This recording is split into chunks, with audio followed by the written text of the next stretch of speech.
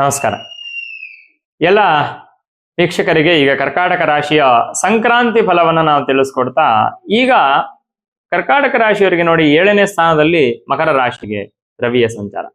7ನೇ ಸ್ಥಾನ ಮಕರ ರಾಶಿ ಬಂದು ರವಿಗೆ ಅಷ್ಟು ಬಲ ಇರುವಂತಹ ಸ್ಥಾನ ಅಲ್ಲ, ಶತ್ರು ಸ್ಥಾನ. ಆದ ಕಾರಣ ಅವನು ಕೊಡಬಹುದಾಗಿರುವಂತಹ ಅನಿಷ್ಟ ಫಲವೋ ಅಥವಾ ಇನ್ಯಾವುದೇ ಫಲ ಆಗಿರ್ಬೋದು, ಅದು ತುಂಬಾ ಹೆಚ್ಚಿನ ಪ್ರಮಾಣದಲ್ಲಿ ಕೊಡ್ಲಿಕ್ಕೆ ಸಿಗಲ್ಲ. ಹೀಗೆ ನೋಡ್ತಾ 7ನೇ ಸ್ಥಾನದಲ್ಲಿ ರವಿಯ ಸಂಚಾರ ಆದಾಗ ವಿವಾಹ ಮದನಾಲೋಕ ಭಾರ್ಯಾಭರ್ತೃ ಸಮಾಗಮ ಅಂತ ಹೇಳ್ತೀವಿ. ಅಂದ್ರೆ ವೈವಾಹಿಕ ಜೀವನ, ವಿವಾಹ, ಕೌಟುಂಬಿಕವಾಗಿರುವಂತಹ ಒಂದು ಸ್ಥಾನವನ್ನ ತೋರಿಸುವಂಥದ್ದು, ಪಾರ್ಟ್ನರ್ಶಿಪ್ ಅನ್ನ ವಿಶೇಷವಾಗಿ ತೋರಿಸುವಂಥದ್ದು, ಹೈಯರ್ ಇಂಟೆಲೆಕ್ಚುಯಲ್ ಒಂದು ಸ್ಥಿತಿಯನ್ನ ತೋರಿಸುವಂಥದ್ದು ಯಾವ್ದಾರು ಇದೆ ಅಂತಂದ್ರೆ ಅದು ಸಪ್ತಮ ಸ್ಥಾನ. ಹಾಗಾಗಿ ಕರ್ಕಾಟಕ ರಾಶಿಯವರು ಪಾರ್ಟ್ನರ್ಶಿಪ್ ಅಲ್ಲಿ ಯಾರು ಉದ್ಯೋಗಾದಿಗಳನ್ನ ಮಾಡ್ತಿರ್ತಾರೆ ಅಂತವರಿಗೆ, ಅಥವಾ ಅವರು ಕೆಲಸ ಮಾಡೋದ್ರಲ್ಲಿ ಅವರ ಜೊತೆಗೆ ಯಾರನ್ನ ನಂಬ್ಕೊಂಡಿರ್ತಾನೆ ಅಂತವ್ರ ಜೊತೆಗೆ ಸ್ವಲ್ಪ ಮಟ್ಟಿಗೆ ಸಮಸ್ಯೆಗಳಾಗುವಂತಹ ಒಂದು ಸಾಧ್ಯತೆಗಳು ಅನ್ನೋದು ಕಾಣಿಸಿದೆ.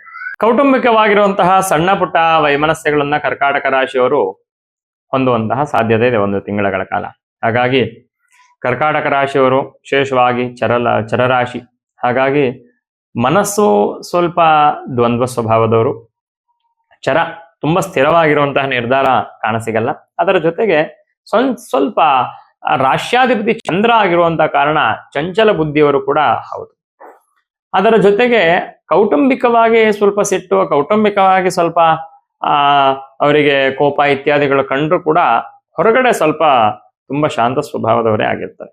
ಕರ್ಕಾಟಕ ರಾಶಿಯವರು ವಿಶೇಷವಾಗಿ ಸಪ್ತಮ ಸ್ಥಾನದಲ್ಲಿ ರವಿಯ ಸಂಚಾರ ಆದಾಗ ಕೌಟುಂಬಿಕವಾಗಿರುವಂತಹ ಸಮಸ್ಯೆಗಳನ್ನ ಹೆಚ್ಚು ಶಮನವನ್ನ ಮಾಡುವಂತಹ ಉದ್ದೇಶದಿಂದ ಪೇಷನ್ಸ್ ನ ಇಟ್ಕೋಬೇಕಾಗತ್ತೆ, ತುಂಬಾ ತಾಳ್ಮೆ ಬೇಕಾಗತ್ತೆ. ಅದರ ಜೊತೆಗೆ ಮಾತಾಡ್ಲಿಕ್ಕೆ ಮುಂಚೆ ಸ್ವಲ್ಪ ಯೋಚನೆ ಮಾಡಿ ನೋಡಿ. ಇದನ್ನ ನಾವು ಹೇಳುವಂತ ಕಾರಣ ಏನು ಅಂತಂದ್ರೆ ಜನಗಳಿಗೆ ಭಯ ಹುಟ್ಟಿಸುವಂತದಲ್ಲ. ನೋಡಿ, ಯಾವಾಗ ನಮಗೆ ಈ ಸಮಸ್ಯೆ ಇದೆ ಅನ್ನೋದು ನಮಗೆ ಗೊತ್ತಾಗತ್ತೋ, ನಮ್ಮ ಸಮಸ್ಯೆಯ ಒಂದು ತೀಕ್ಷ್ಣತೆ ಅನ್ನುವಂಥದ್ದು ಅಲ್ಲೇ ಅರ್ಧ ಕಡಿಮೆ ಆಗ್ಬಿಡುತ್ತೆ. ಹಾಗಾಗಿ ಸಮಸ್ಯೆಯನ್ನು ನಾವು ಅರ್ಥ ಮಾಡ್ಕೊಂಡಾಗ ನಮಗೆ ಅದರದ ಒಂದು ಇಂಪ್ಯಾಕ್ಟ್ ಅನ್ನುವಂಥದ್ದು ಕಡಿಮೆ ಆಗುತ್ತೆ. ಆ ನಿಟ್ಟಿನಲ್ಲಿ ಕರ್ಕಾಟಕ ರಾಶಿಯವರು ಸ್ವಲ್ಪ ಕೌಟುಂಬಿಕವಾಗಿರುವಂತಹ ಎಚ್ಚರವನ್ನ ವಹಿಸಬೇಕಾಗತ್ತೆ. ಕುಟುಂಬದಲ್ಲಿ ಸ್ವಲ್ಪ ಸಣ್ಣ ಪುಟ್ಟ ಸಮಸ್ಯೆಗಳು ಮಾಡ್ಕೊಳ್ಳುವಂತಹ ಒಂದು ಸಾಧ್ಯತೆ.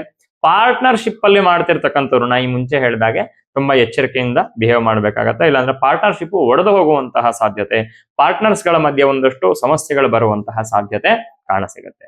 ಮತ್ತೆ ಹೈಯರ್ ತುಂಬಾ ಒಂದು ರೀತಿ ಮಾನಸಿಕವಾಗಿರುವಂತಹ ದ್ವಂದ್ವಗಳಿಗೆ, ಯಾಕಂದ್ರೆ ಸಪ್ತಮ ಸ್ಥಾನ ಹೈಯರ್ ಇಂಟೆಲೆಕ್ಚುಯಲ್ ಸ್ಟೇಟ್ ಅಂತ ಕೂಡ ನಾವು ಹೇಳ್ತೀವಿ. ಹಾಗಾಗಿ ತುಂಬಾ ದೊಡ್ಡ ದೊಡ್ಡ ವಿಚಾರದಲ್ಲಿ ದ್ವಂದ್ವಗಳು ಇತ್ಯಾದಿಗಳು ಅನ್ನುವಂಥದ್ದು ನಿಮ್ಮನ್ನ ಕಾಡಿ, ಈ ಪ್ರಶ್ನೆಗಳು ಅನ್ನುವಂಥದ್ದು, ಗೊಂದಲಗಳು ಅನ್ನುವಂಥದ್ದು ಮಾನಸಿಕವಾಗಿ ಉಂಟಾಗ್ಬೋದು. ಸಹಜವಾಗಿ ಆಗತ್ತೆ. ಅದರ ಬಗ್ಗೆ ಈಗ ಹೆಚ್ಚು ಯೋಚನೆ ಮಾಡದೇ ಇರುವಂಥದ್ದು ಸ್ವಲ್ಪ ಸೂಕ್ತ. ಅದರ ಜೊತೆಗೆ ಗುರುವಿನ ಬಲ ಇದೆ.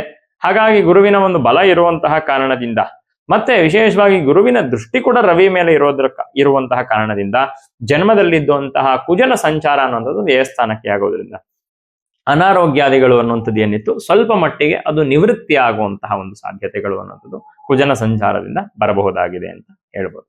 ಇನ್ನು ಕುಜ ವ್ಯಯಸ್ಥಾನಕ್ಕೆ ಬಂದಾಗ ಸ್ವಲ್ಪ ನಿದ್ರೆಯಲ್ಲಿ ಸಮಸ್ಯೆ ಆಗುವಂತಹ ಒಂದು ಸಾಧ್ಯತೆಗಳು ಕೂಡ ಕರ್ಕಾಟಕ ರಾಶಿಯವರು ಪಡಿಬಹುದಾಗಿದೆ. ಒಟ್ಟಾರೆ ಕರ್ಕಾಟಕ ರಾಶಿಯವರಿಗೂ ಮಿಶ್ರ ಫಲಗಳು ಅನ್ನುವಂಥದ್ದನ್ನ ಹೇಳ್ಬೋದು. ಪಾಪಗ್ರಹಗಳು ಅನ್ನುವಂತಕ್ಕಂಥವ್ರು 3, 6 ಮತ್ತೆ 11ನೇ ಸ್ಥಾನದಲ್ಲಿ ಮಾತ್ರ ಶುಭ ಫಲಗಳನ್ನ ಕೊಡ್ತಾರೆ.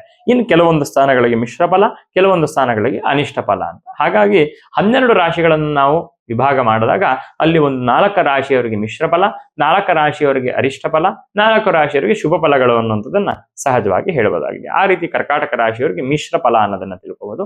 ಡಾಕ್ಟರ್ ಶಿವರಾಮ್ ಭಟ್ ಅವರ ನೇತೃತ್ವದಲ್ಲಿ ಇದೇ ಏಪ್ರಿಲ್ 30ರ ಅಕ್ಷಯ ತೃತೀಯ ದಿನದಂದು ಅಷ್ಟಲಕ್ಷ್ಮಿ ಮಹಾಯಾಗವನ್ನ ಹಮ್ಮಿಕೊಂಡಿದೆ. ಯಾಗದಲ್ಲಿ ಭಾಗವಹಿಸುವವರಿಗೆ 48 ದಿನಗಳಿಂದ ಪೂಜಿಸಲ್ಪಟ್ಟ ಅಷ್ಟಲಕ್ಷ್ಮಿ ಯಂತ್ರ ಹಾಗೂ ಶ್ರೀ ರಕ್ಷೆಯನ್ನ ಕೊಡಲಾಗುವುದು. ಎಲ್ಲರೂ ಈ ಯಾಗದಲ್ಲಿ ಭಾಗವಹಿಸಿ ಶ್ರೀ ತಾಯಿಯ ಕೃಪೆಗೆ ಪಾತ್ರರಾಗಿ. ಹೆಚ್ಚಿನ ಮಾಹಿತಿಗಾಗಿ ದೇವರಿಗತಿ.com ವೆಬ್ಸೈಟ್ ಅನ್ನ ಪರೀಕ್ಷಿಸಿ ಅಥವಾ ಈ ಕೆಳಗಿನ ನಂಬರ್ಗೆ ಸಂಪರ್ಕಿಸಿ.